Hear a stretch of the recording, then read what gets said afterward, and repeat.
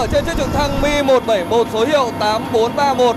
Đây là một trong số 9 chiếc trực thăng thuộc nhiều chủng loại khác nhau như là Mi-8, Mi-17, Mi-171, Mi-172 được Quân chủng phòng không quân sử dụng vào nhiệm vụ bay kéo cờ Đảng, cờ Tổ quốc chào mừng kỷ niệm 70 năm chiến thắng lịch sử Điện Biên Phủ. Và ngay lúc này thì phía trước tôi là đội hình 3 biên đội trực thăng đang bay với đội hình mũi tên tiến về phía lễ đài kéo theo cờ Đảng và cờ Tổ quốc. Đây là lần đầu tiên Quân chủng phòng không quân sử dụng một lực lượng lớn trực thăng của 3 trung đoàn không quân để thực hiện nhiệm vụ đặc biệt này.